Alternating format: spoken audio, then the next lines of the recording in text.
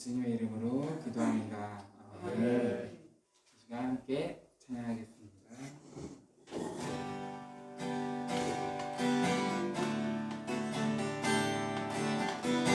빈들의 마른 풀같이 빈들의 마른 풀같이 시르는 나의 영혼 주님의 허락한 성령 간절히 기다리네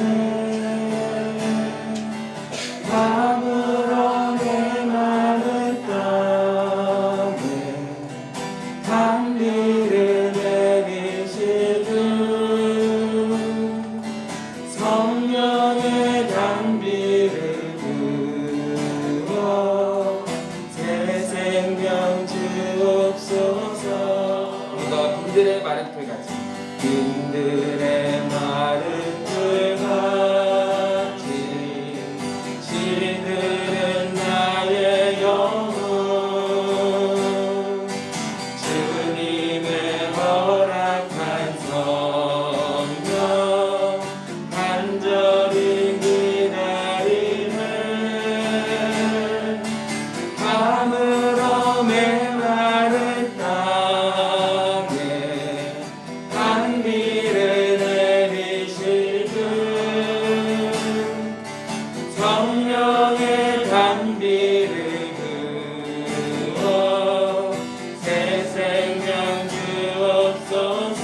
절 따라 우러내리며 절 따라 우러내려 조목이 무성하니 갈급한 내 심령 위에 갈급한 내 심령 위에 성령을 부으소서. 밤으로 메마른 땅에 단비를 내리시듯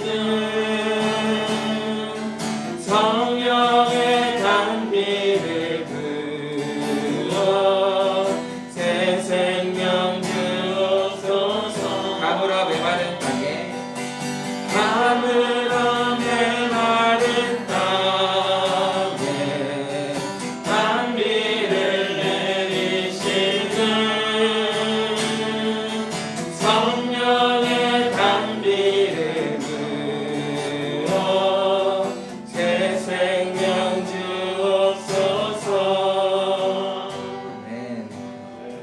강으로 메마른 땅에 단비를 내리시듯 우리 성령 가운데 우리 심령 가운데 이렇게 내려주시는 단비를 오늘도 우리가 누리고 가는 그런 시간 되길 소망합니다.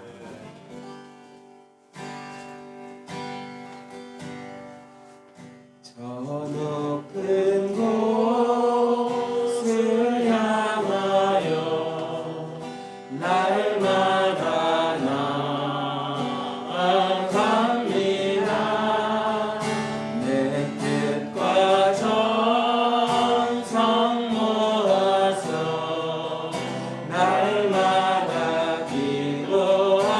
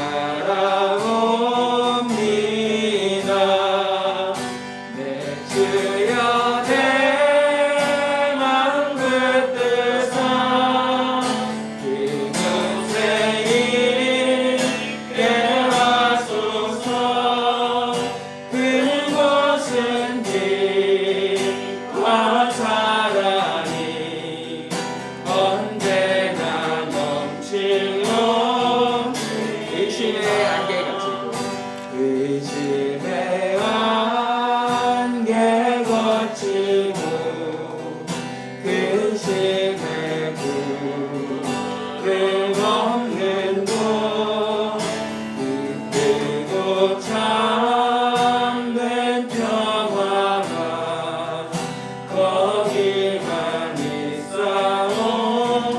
4절입니다. 험하고 높은 이 길 험하고 높은 이 길이 싸우며 나아갑니다. 다시금 기도하오니 내 주여 인도하소. 내 주여 내 맘 붙들사 내 주여 내 맘 붙들사 그곳에 있게 하소서. 그곳은 빛과 사랑이 언제나 넘치오. 내 주여 내 맘 붙들사 내 주여 내 맘 붙들사 그곳에 있게 하소서. 그곳은 빛과 사랑이 언제나 넘치옵니다. 내 주를 따라 올라가 저 높은 곳에 우뚝 서 영원한 복락 누리며 즐거운 노래.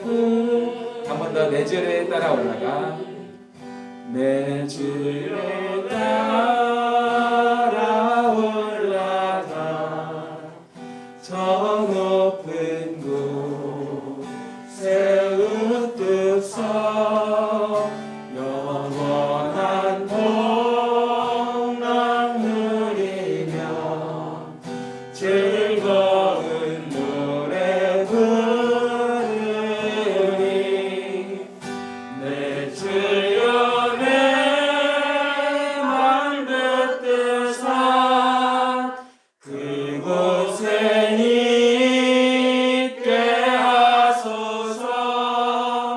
그곳은 빛과 사랑이 언제나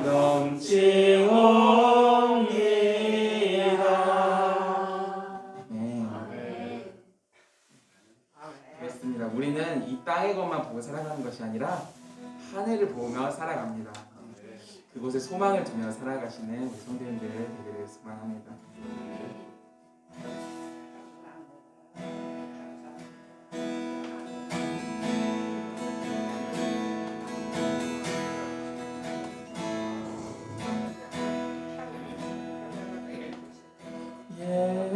예수 나를 위하여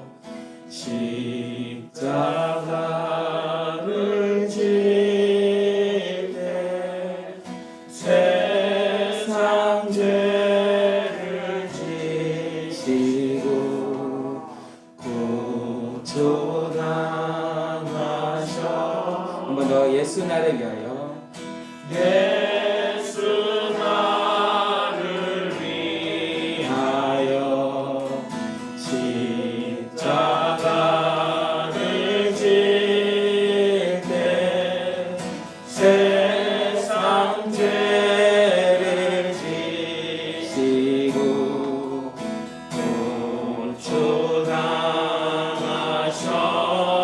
고초당하셨네. 예수님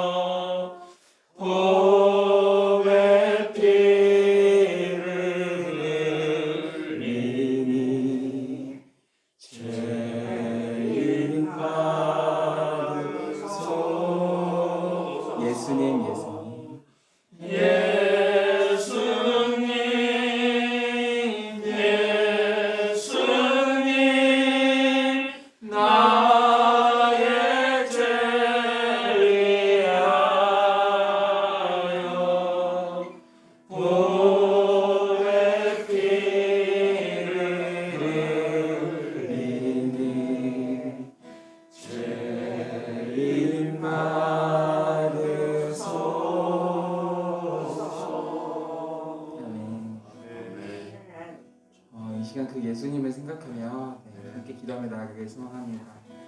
나의 죄를 위하여 십자가에 달리셨습니다. 그 사실을 우리가 잊어서는 안 되는 것 같아요. 살아가면서 나의 죄를 위하여 십자가에 달리신 그 예수님의 사랑을 기억하시면서 그런 마음으로 기도하며 나아가길 소망합니다. 함께 기도하시겠습니다.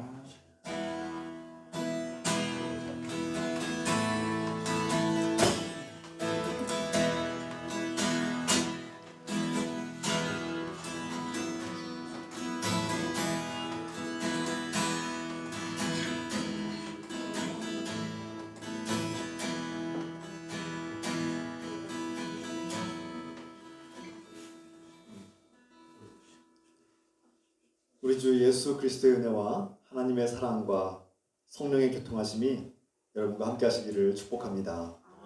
이제 다 같이 사도신경으로 우리 신앙을 고백하겠습니다.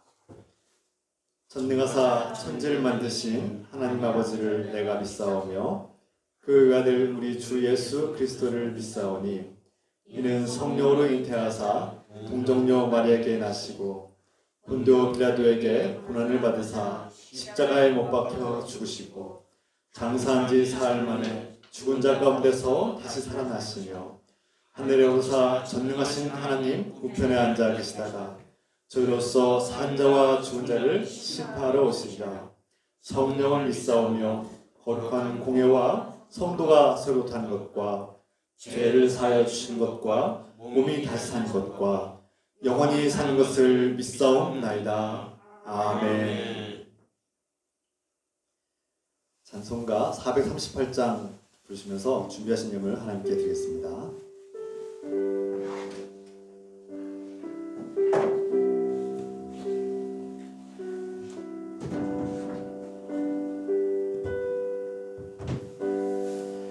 내 영혼이 은총 입어 중한 죄지 벗고 보니 슬픔 많은 이 세상도 천국으로 가도다.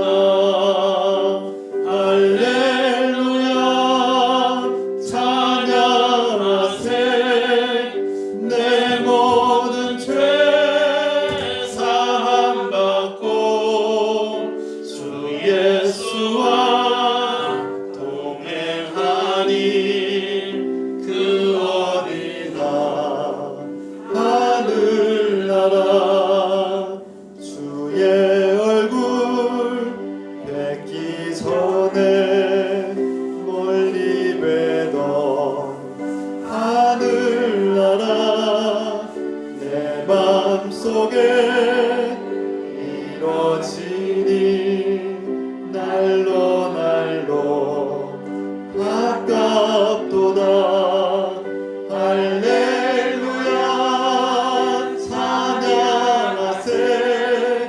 내 모든 죄 사함 받고 주 예수와 동행하니 그 어디나 하늘나라. 높은 산이 거친 들이 소망이나 궁궐이나 내 주 예수 오신 곳이 그 어디나 하늘나라. 할렐루야 찬양하세. 내 모든 죄 사함 받고 주 예수와 동행하니 그 어디나 하늘나라.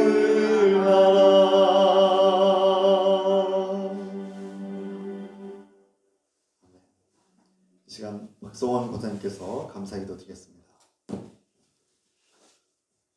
사랑하는 하나님 아버지, 지금까지 우리를 돌보시고 인도하신 은혜에 감사드립니다. 주님을 기뻐하고 감사하며 예배드립니다.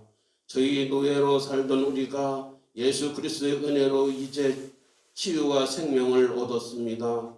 이제 하나님께서 우리 은혜와 생명과 진리를 기뻐하며 거룩한 삶을 살기를 원합니다. 음란을 버리고 가난하고 어려운 형제 자매들을 돕고 죽음을 준비하는 삶을 살게 하소서. 죽음을 이기시고 부활하신 예수 그리스도께서 주시는 부활의 소망을 품고 살게 하소서. 이 시간 주님을 사랑하고 감사하며 예물을 드리오니 기쁘게 받아 주시옵소서. 성령님께서 목사님과 함께 하시고 진리의 은혜로 전하게 하소서. 주님의 말씀을 들을 때 주님과 사랑의 관계가 회복되고 감사와 기쁨을 누리게 하소서. 예수 그리스도의 이름으로 감사 기도 드립니다. 아멘.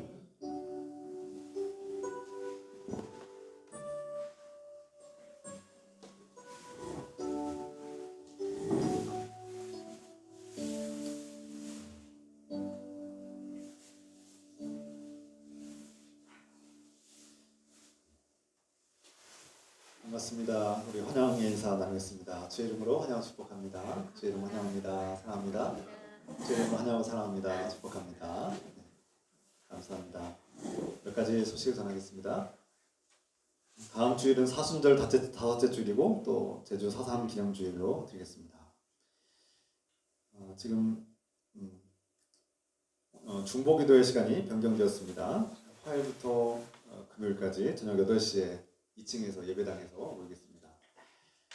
성경 퀴즈가 오늘 예배 끝난 후에 곧바로 있습니다. 갈라디아서 1장 2장의 말씀 나누겠습니다. 제집회가 다음 주일 4월 3일 다음 주일에 예배 끝난 후에 2층 예배당에서 모이겠습니다. 4월 중에 예배실 우리가 이제 2층과 1층 중에 어떻게 결정해야 될지 여러분 의견을 모아서 또 기도하고 이번 주부터 다음 주까지 기도하셔서 하나님께서 주신 지혜와 은혜로 이렇게 나아가시도록 기도해 주시기 부탁드리겠습니다. 가장 앞날을 내다보고 또 비전을 향해서 어떤 선택을 해야 될지 다 기도해 주시기 부탁드리겠습니다. 목회운영위원회 오늘 예배 마친 후에 잠깐 모이겠습니다. 이 시간 중보기도 시간을 잠깐 갖겠는데요. 우리 이상한 권사님, 라도스사님은 이제 회복되셨고 이상한 권사님 위해서 우리 함께 1분 정도 기도하겠습니다. 치유와 회복을 위해서 기도합시다.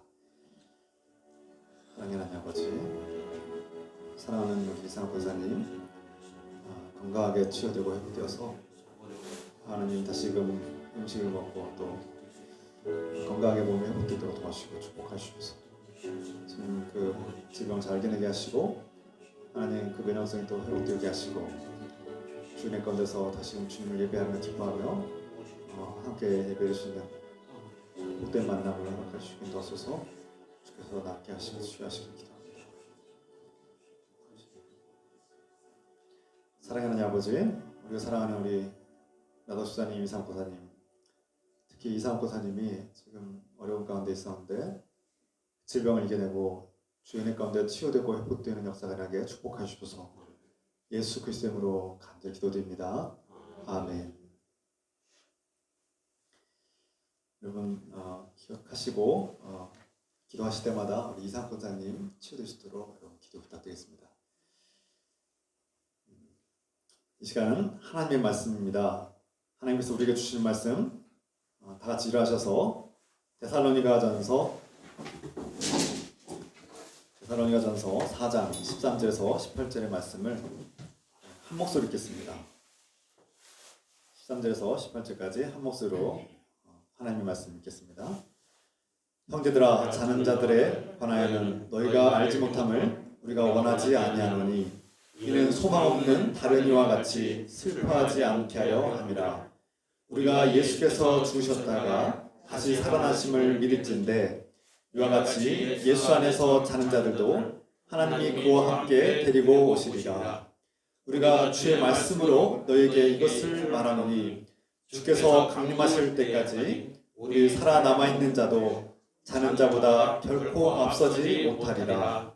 주께서 호령과 천사장의 소리와 하나님의 나팔 소리로 친히 하늘로부터 강림하시리니 그리스도 안에서 죽은 자들이 먼저 일어나고 그 후에 우리 살아남은 자들도 그들과 함께 구름 속으로 끌어올려 공중에서 주를 영접하게 하시리니 그리하여 우리가 항상 주와 함께 있으리라. 그러므로 이러한 말로 서로 위로하라. 아멘. 잘 앉으시기 바랍니다.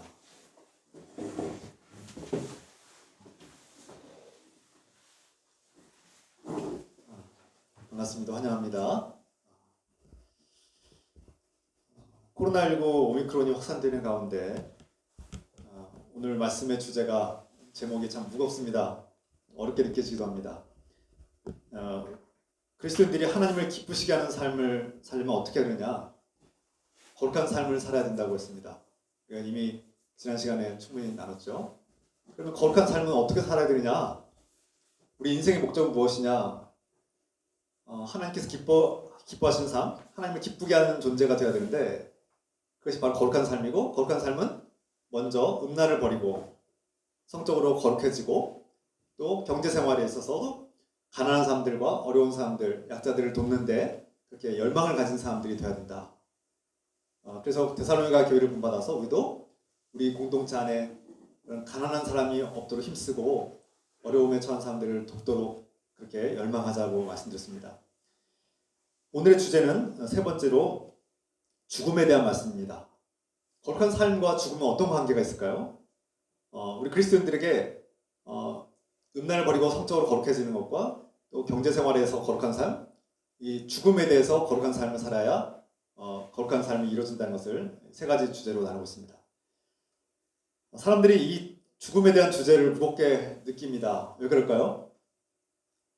죽음은 누구나 두려움이고 무서운 것이고 또 공포스러워서 도망치고 싶은 것이기 때문이죠.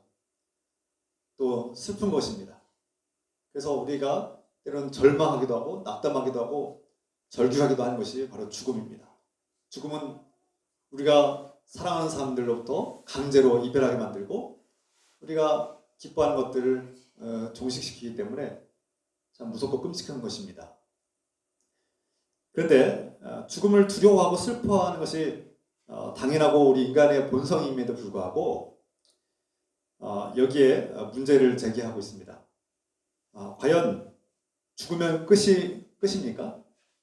사람들이 죽음을 그토록 두려워하고 죽음을 멀리하고 무겁게 느껴지고 이렇게 도망치려는 이유는 죽으면 끝난다, 죽음이 끝이다라는 그런 확신 때문이 아닐까요? 그런데 과연 그 확신이 맞을까요? 정말 죽으면 끝납니까? 여기에 우리는 질문하고 깊이 묵상하고 또 답을 찾아야 합니다. 오늘 현대 사회, 시대의 풍조 속에서 현대인들은 미디어 매체를 통해서 죽음이 너무나 흔하게 일어나고 죽음이 너무 쉽게 이루어지고 폭력 속에서 죽음은 아무렇지 않게 느껴지는 게 너무 쉽고 흔한 것으로 느껴질 때도 있습니다. 이런 풍조가 강한 시대에 살고 있죠. 또 다른 한편 과학기술과 의학기술이 발전하면서 마치 인류가 이 죽음을 정복할 수 있는 것처럼 이 죽음을 마치 이겨내고 영원히 살 수 있을 것 같은 그런 희망을 막연하게 주기도 합니다. 그런데 과연 정말 죽지 않고 영원히 사는 것이 행복할까요? 이 세상에서 뭐 기계의 몸이든 무슨 다른 몸이든 어떤 기술을 통해서 죽지 않고 영원히 사는 것이 과연 우리에게 정말 진짜 행복을 줄까요? 여기에도 우리가 질문해야 됩니다. 이런 시대 풍조 속에서 우리 그리스도인들, 하나님을 믿고 하나님의 거룩한 삶을 살기 원하는 그리스도인들에게 이 죽음을 어떻게 바라보고 받아들여야 할까요? 이것은 중요한 문제입니다. 또 성경은 오늘 이에 대해서 뭐라고 말씀합니까? 성경만큼 죽음에 대해서 노골적으로 자주 강조하면서 얘기하는 책이 또 있을까요? 아마 없을 겁니다. 성경은 죽음을 직면하게 하는 가장 강력한 책입니다. 오늘 본문에서 사도 바울은 죽은 자를 잠자는 자라고 그렇게 표현하고 있죠. 사도 바울은 13절과 14절에서 잠든 사람들의 문제를 알기를 원하노라. 예수 안에서 잠든 사람들이 이렇게 표현되고 있습니다. 죽음과 잠자는 것 어떤 차이가 있을까요? 차이점이 있다면 일상의 잠은 매일 이루어지죠. 매일 자고 일어납니다.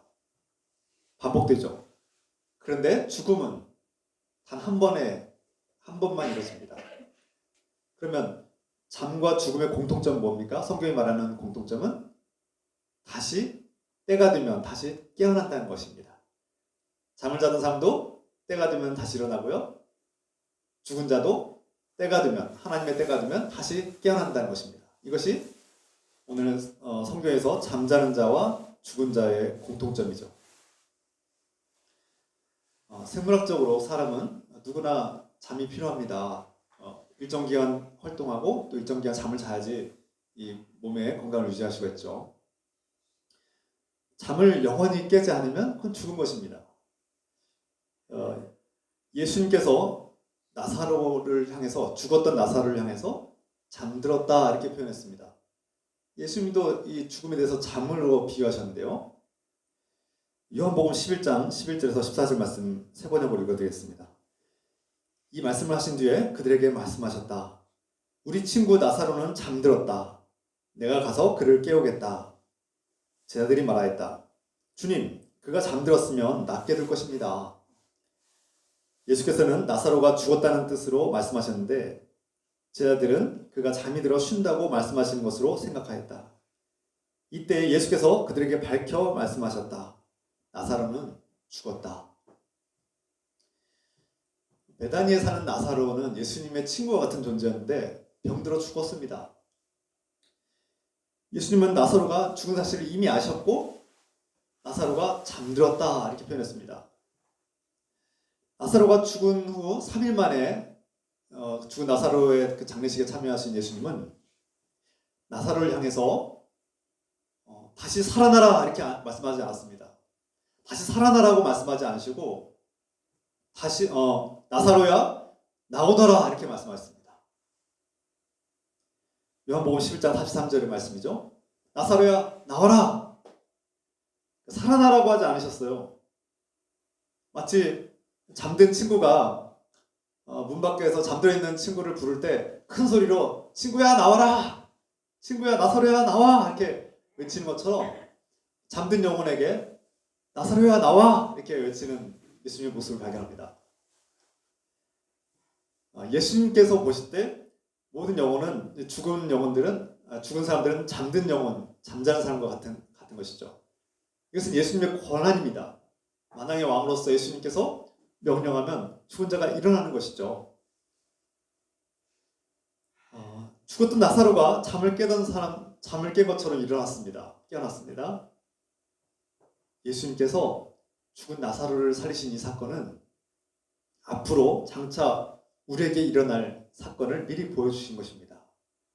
저 여러분들도 반드시 죽어야만 하고 누구도 피할 수 없는 이 죽음을 맞이한 후에 예수님께서 부르실 때 우리는 잠에서 깨어난 것처럼 깊은 잠에서 푹 자고 일어날 때 예수님의 음성을 듣고 깨어나서 주님과 함께하는 그날을 우리는 맞이하게 될 것입니다. 죽음이 끝이라고 믿는 사람들, 하나님 나라를 믿지 않는 사람들은 죽은 사람들을 향해서 또 장례식장에서 뭐라고 위로합니까? 막연하게 좋은 데 갔을 거야. 걱정하지 마. 시간이 지나면 다 해결되고 다 잊어버리게 돼 있어. 슬퍼하지 마. 슬퍼하면 안 돼. 라고 말합니다. 막연하고 애매모호한 이 표현들이 과연 위로가 됩니까? 물론 그들도 진심으로 위로하고 싶어서 한 말인데 뭐라고 말해야 될지 모르니까, 죽음 이후에 대해서 아무것도 모르기 때문에, 확신도 없기 때문에, 그리고 자신들도 죽음이 너무나 두렵기 때문에 막연하고 애매모호하게 위로의 말을 합니다. 그러나 막상 사랑하는 사람을 잃어버린 그 가족들과 사랑하는 동료들과 친구들은 그 고통과 슬픔 속에서 위로가 되지 않죠. 그러면 우리는 어떻게 위로하고 어떤 소망을 가질 수 있습니까? 사도 바울은 오늘 13절 말씀에서 너희는 소망 없는 사람들처럼 슬퍼하지 말라고 말씀합니다. 그러면 우리 그리스도인들은 우리 사랑하는 사람들, 가족들을 잃었을 때 슬퍼하지 않아야 됩니까? 눈물도 흘리지 말고 그냥 울지도 말아야 됩니까? 그런 뜻이 아닙니다. 우리 그리스도인들도 슬퍼해야죠. 당연히 슬픕니다. 당연히 그 죽음에 대한 고통을 겪어야 되고 그 죽음의 고통은 정말 절망이고 절규가 탄식과 분노가 일어나는 것이죠. 당연한 겁니다. 당연해요. 예수님께서도 그의 친구 나사로가 죽어서 무덤에 있을 때 슬퍼하며 우셨다고 성경이 기록하고 있죠. 그때 슬퍼하며 우셨다는 표현은 원어의 성경을 보면 정말 격한 분노와 화가 난 감정을 표현하는 표현입니다. 우리 말로는 좀 이렇게 부드럽게 번역이 되는데요. 원어를 보면 정말 너무나 너무나 화가 나서 너무나 분노하고 너무나 슬퍼서 과격하게 표현하시는 그런 예수님의 슬픔을 우리는 목격하게 됩니다. 예수님께서도 이 죽음은 원수입니다. 반드시 싸워서 이겨야 될 원수이고 이 죽음은 우리를 고통스럽게 하는 가장 큰 절망인 것이죠. 그러므로 우리 그리스도인들도 슬퍼하는 건 당연하죠. 죽음이 두려운 것은 당연합니다. 이것을 부정할 필요는 없어요. 인정하십시오. 오히려 받아들이십시오. 그런데 슬픔에도 두 가지 종류가 있을 것 같습니다.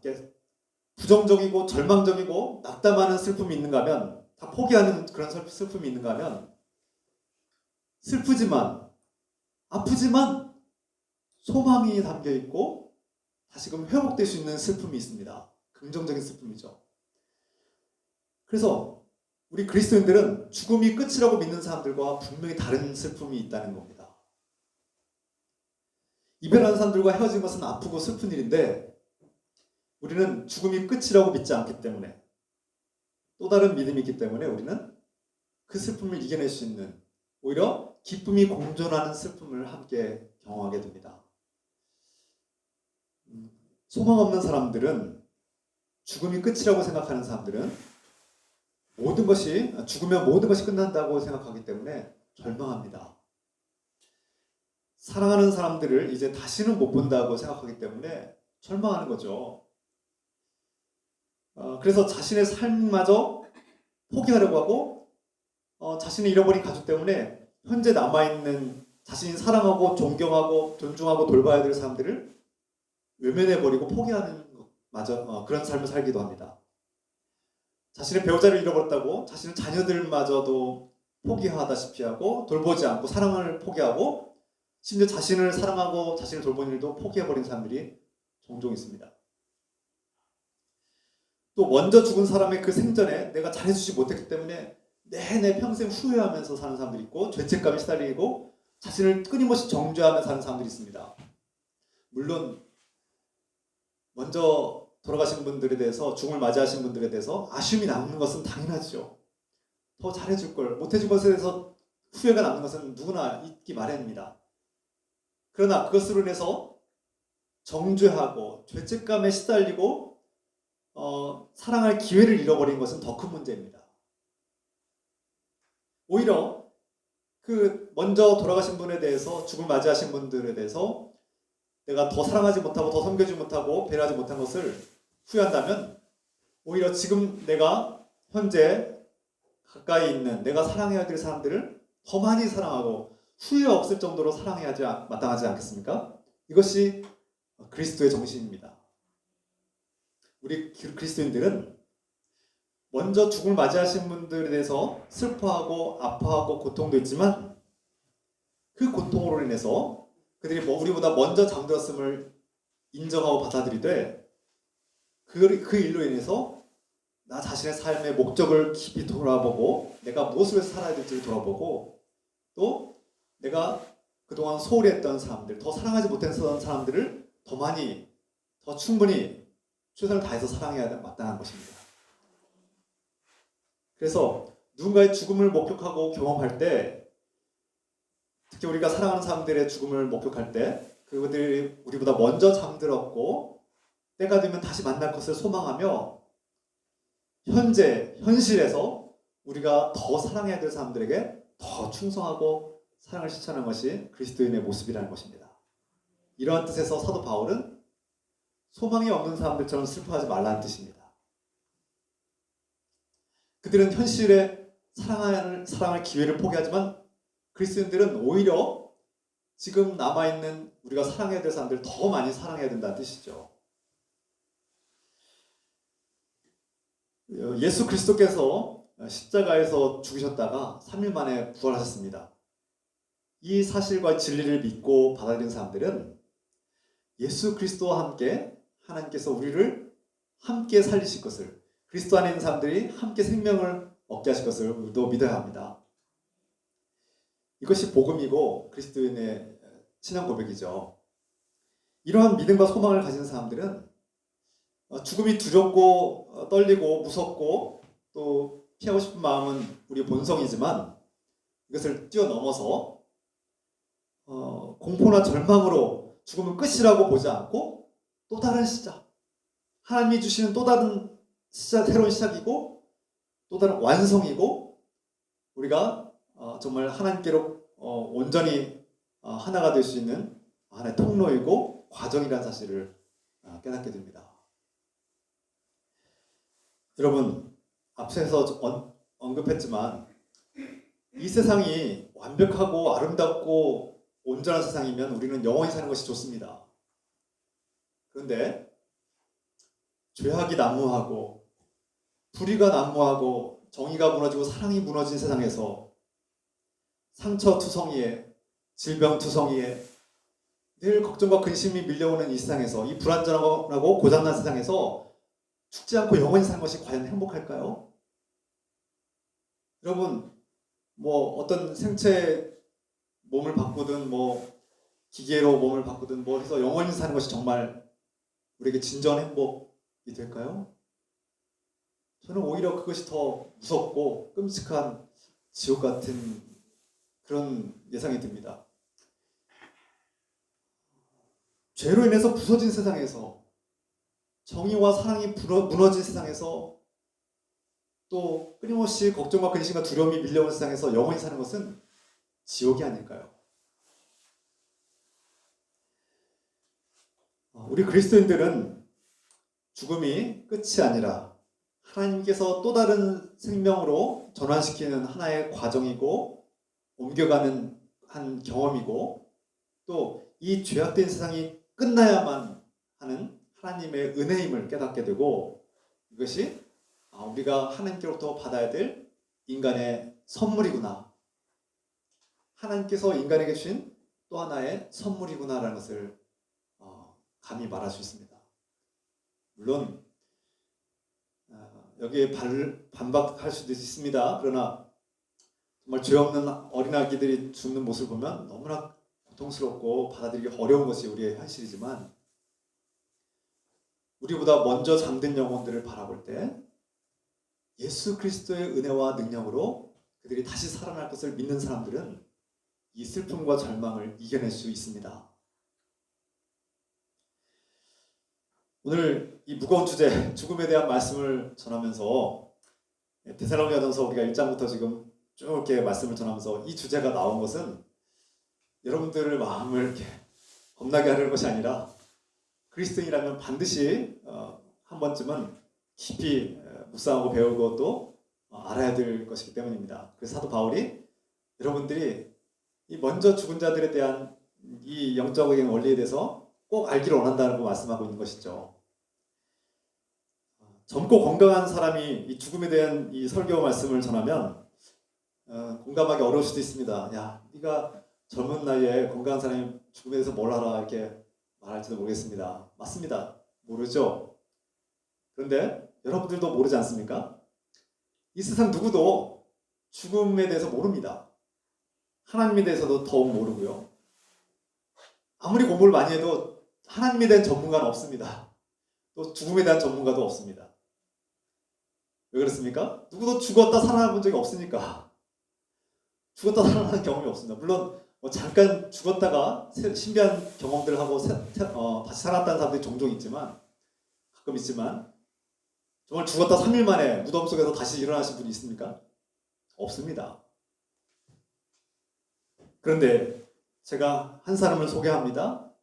정말 죽었다가 완전히 죽었고 못 박혔고 피를 흘리고 물과 피를 다 쏟아내고 죽은 사람이 무덤에서 3일 만에 다시 일어난 그분이 있습니다. 바로 우리 주님 예수 그리스도이십니다.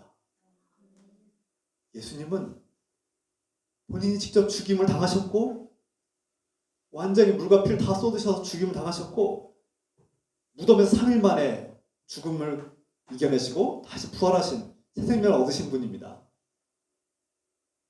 어떠한 사람이 죽음에 대해서 아무리 많은 얘기를 하고 강의를 하더라도 본인이 죽었다 살아나본 적이 없는데 그 말을 신뢰할 수 있겠습니까?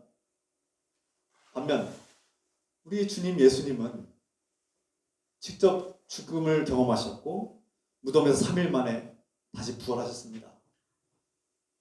직접 죽음을 이기시고 부활하신 예수님께서 우리에게 그 제자들과 우리에게 성령님을 통해서 지금 저와 여러분에게 죽음을 이기시고 부활하신 예수님께서 소망의 말씀을 주고 있는 것이죠. 너희도 나와 함께 내 안에 있는 너희도 영원한 부활의 생명을 얻을 것이다 약속해 주셨습니다. 약속의 말씀은 이미 이루어지고 성취된 것입니다.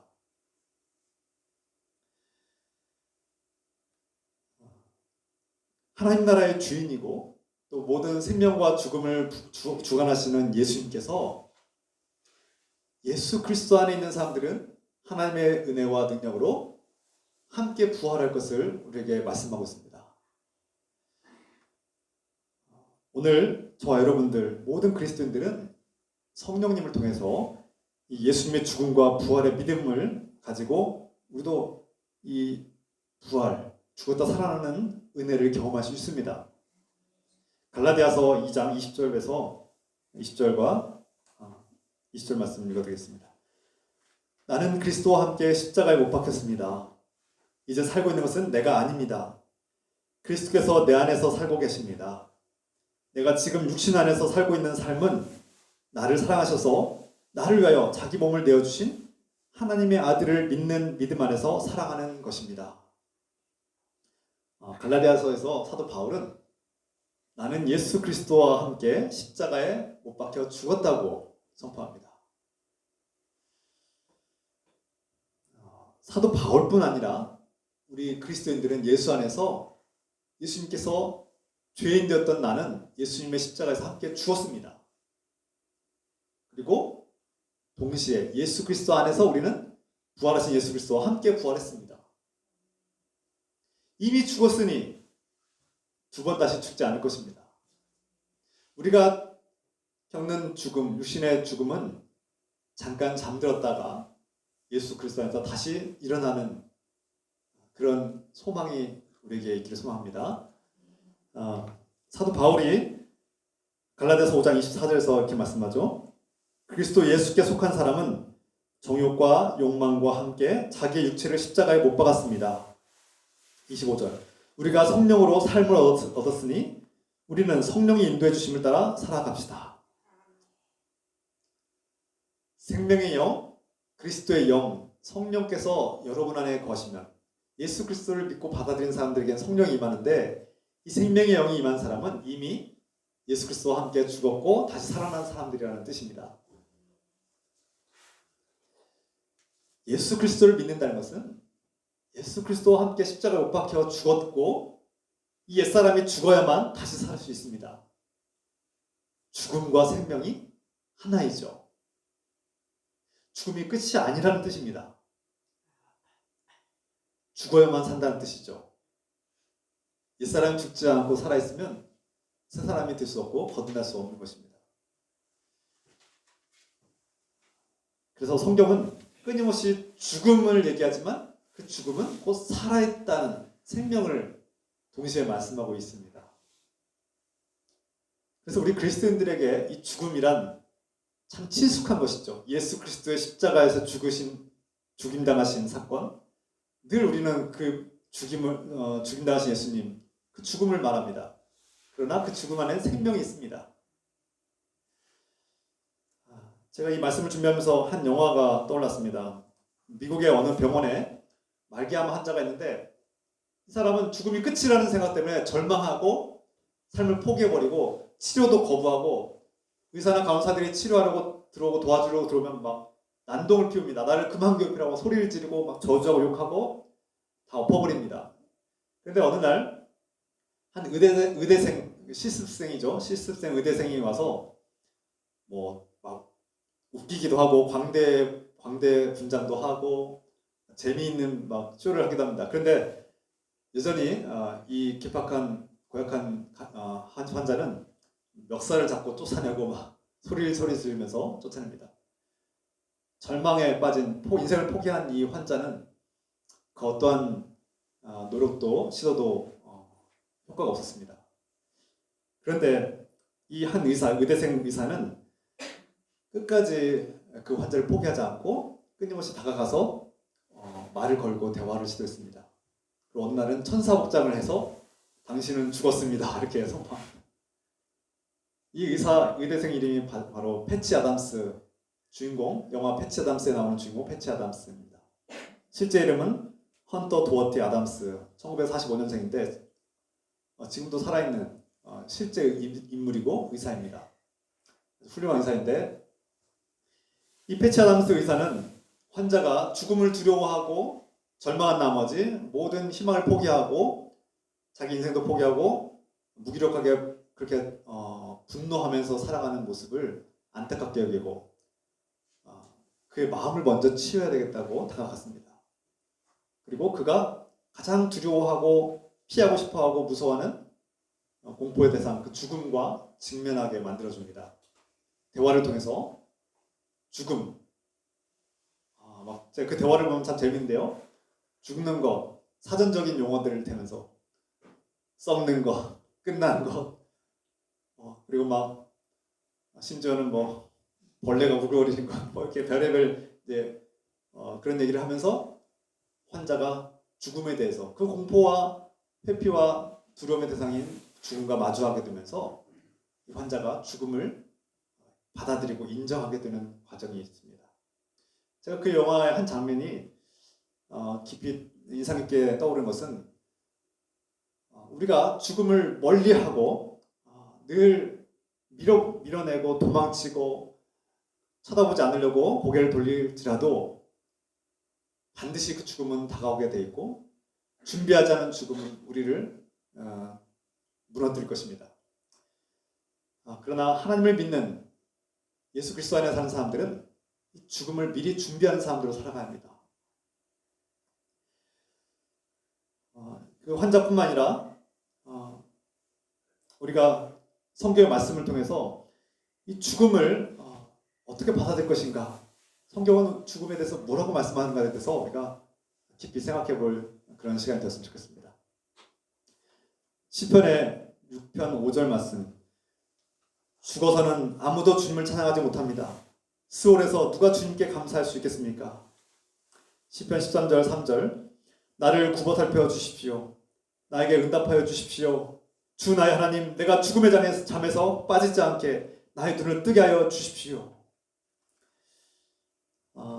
앞에서 말씀드린 시편 6편 6장 5절 말씀에서 시인은 자신이 죽으면 스올, 무덤에 죽음에 빠지면 내가 주님도 찬양할 수 없고 예배할 수 없지 않습니까? 저를 살려주십시오 이렇게 간절하게 호소하는 장면입니다.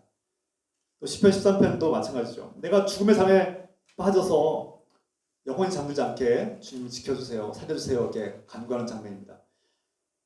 앞에서 말씀드린 것처럼 이 시인 주인공들처럼 누구나 죽음이 두렵고 죽으면 끝이 난다고 생각할 수 있습니다. 이것이 우리의 본성이죠. 죽음은 원수입니다. 그 원수에서 우리를 살려달라고 외치는 것은 당연한 겁니다. 우리 그리스도인들도 죽음을 반드시 싸워 이겨내야 되고 승리해야 합니다. 그리고 다행히 기쁜 소식은 바로 예수 그리스도께서 이 죽음을 이기시고, 죽음은 예수 그리스도 앞에 굴복했고 우리는 이 죽음의 문제가 해결됐다는 것을 예수님을 통해서 듣고 있는 것이죠.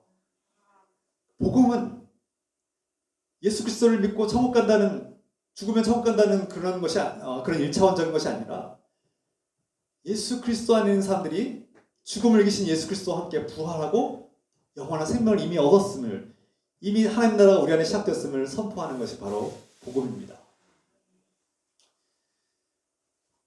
그러므로 죽음은 더 이상 두려운 것이나 절망적인 것이 아니라, 끝이 아니라 우리에게 새로운 희망이고 하나님 나라의 완성이 되는 어떤 과정이고 우리가 경험해야 될 복된 소식인 것이죠.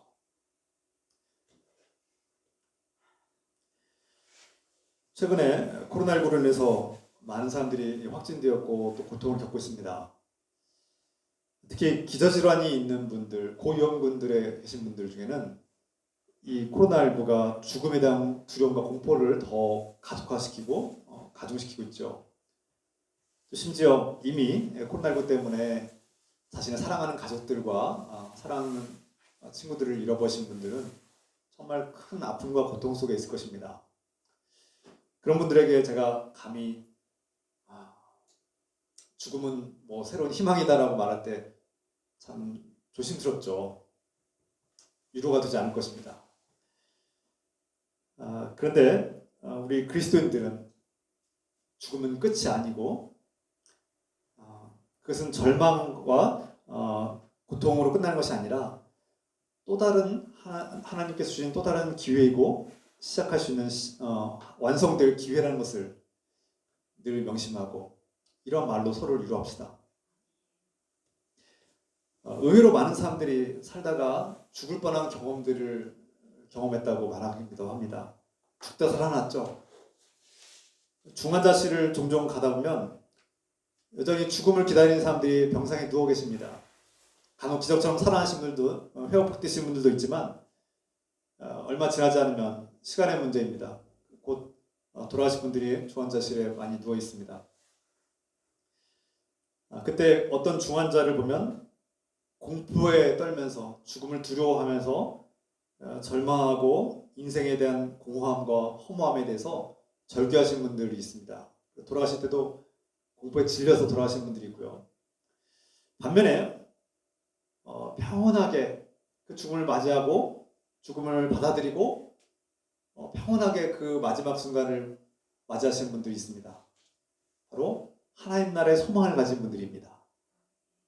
자신이 예수 그리스도 안에 있고 하나님께서 주시는 영원한 생명이 자신 안에 있음을 믿고 확신하기 때문에 이 죽음은 하나님 나라의 완성이고 내가 반드시 가야 될 길이라는 사실을 아시는 분들은 그 죽음을 인정하고 받아들이고 또 준비하며 맞이하게 됩니다.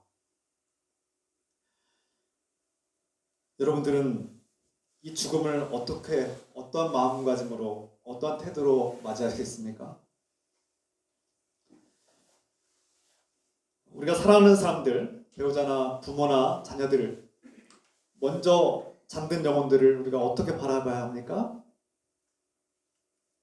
예수 그리스도 안에서 소망을 가진 사람들은 죽음이 슬프고 고통스러운 것은 분명하지만 그 고통 너머에 이제 하나님의 능력으로 예수 그리스도 안에 있는 사람들은 때가 되면 다시 그 잠에서 깨어나서 우리와 함께 할 것을, 다시 만날 것을 기대하고 소망하며 살아가기를, 이런 소망을 품고 살아갈 때 그 절망과 낙담에서 벗어나서 더 사랑하며 우리에게 주어진 이 삶의 기회와 생명의 기회와 우리가 사랑해야 될 사람들을 더 많이 돌보고 더 많이 섬기고 더 많이 축복하며 지내기를 소망합니다.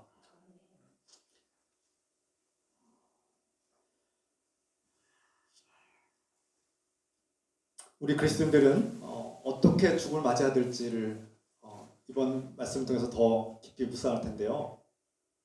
여러분, 제가 몇 가지 제안하기를, 죽기 전에 꼭 하고 싶은 일들을 한번 적어보는 일, 버킷리스트를 작성해보는 일, 또 유서를 미리 써보는 일, 미리 유서를 한번 써보시면 어떨까요? 내가 마지막 순간을 어떠한 마음과 어떠한 태도와 어떤 모습으로 대할 것인가, 그리고 그 순간 내가 어떠한 말을 다른 사람들에게 할 것인가 한번 적어보는 것은 어떨까요? 여러분 오늘 집에 가셔서 한번 적어보시기 바랍니다. 이것은 우리 그리스도인들이 마지막 순간 죽음을 어떻게 바라보고 어떻게 준비할 것인지에 대해서 조금 도움이 될 것 같습니다. 우리 모두가 하나님께서 기뻐하시는 이 거룩한 삶을 살기 위해서 이 죽음을 어떻게 바라보고 받아들여야 될지 또 준비해야 될지를 오늘 깨닫고 이 하나님의 은혜가 저와 여러분 가운데 충만하길, 하나님 나라의 소망이 충만하기를 우리 주 예수 그리스도의 이름으로 축원합니다. 기도합시다. 사랑하는 하나님 아버지,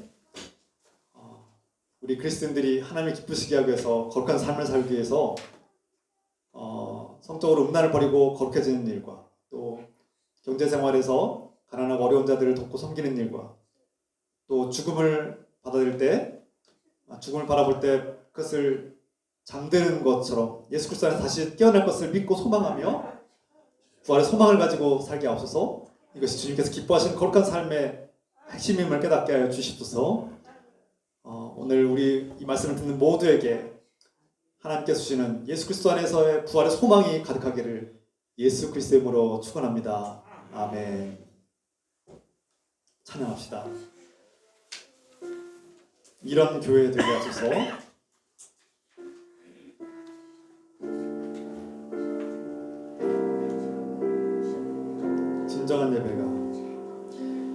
진정한 예배가 숨쉬는 교회, 주님이 주인 되시는 교회, 믿음의 기도가 쌓이는 교회, 최고의 찬양을 드리는 교회, 말씀이 살아 움직이는 교회, 성도의 사랑이 넘치는 교회, 섬김과 헌신이 기쁨이 되어 열매 맺는 아름다운 교회, 주님의 마음 닮아서 이웃을 사랑하는 교회, 주님의 영광을 위해서 빛 되신 주님 전하는 교회, 사랑의 불꽃이 활짝 피어나 날마다 사랑에 빠지는 교회, 주께서 사랑하는 우리 교회가 이런 교회 되게 하소서. 주님의 마음 닮아서 이웃을 사랑하는 교회, 주님의 영광을 위해서 빛 되신 주님 전하는 교회,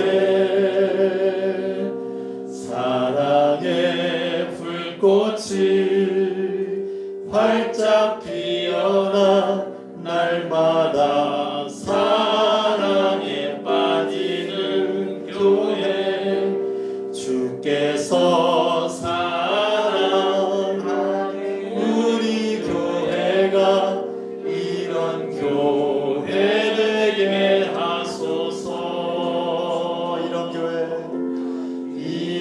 교회 되게 하소서. 함께 기도하겠습니다. 오늘 말씀 붙들고 이 말씀 우리 가운데 이루어지게 하옵소서. 우리가 예수 그리스도 안에서 부활의 소망을 가지고 죽음을 이겨내고 승리하신 예수 그리스도 안에서 날마다 기뻐하며 감사하며 살게 하옵소서. 함께 기도하겠습니다. 사랑하는 아버지, 오늘 말씀 듣고 깨닫게 하여 주시옵소서. 이 말씀이 우리에게 소망이 되고 위로가 되고 능력이 되게 하여 주시옵소서.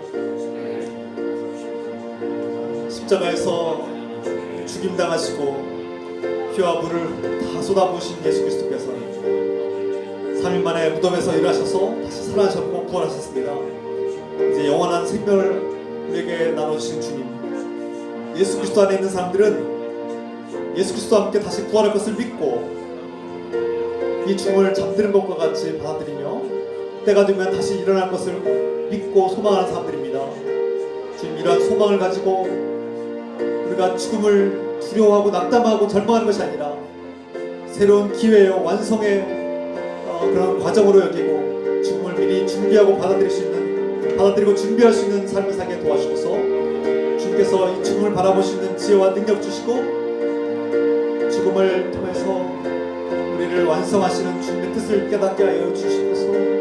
주님의 사랑과 은혜를 깨닫게 하여 주시옵소서. 이 부활의 소망을 가지고 서로 위로하며 우리 그리스도인들은 이 말씀으로 이러한 위로와 소망을 가지고 승리하게 하시고 절망을 이기고 더욱 사랑하며 섬기며 충성하고 봉사하는 삶을 이루시도록 도와주시옵소서. 주님, 오늘 이 말씀이 우리 삶에 이루어지기를 간절히 소망합니다. 주여 함께 하시고 동행하시옵소서.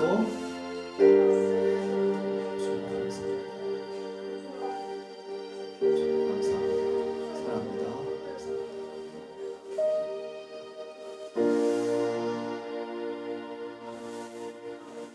사랑하는 아버지, 우리는 죽음이 참 두렵고 무섭습니다. 그리고 먼저 죽을 맞이한 사랑하는 사람들을 생각할 때 너무나 가슴이 아프고 무겁습니다. 그러나 우리에겐 소망이 있습니다. 이 슬픔과 절망을 이겨낼 수 있는 소망이 있습니다.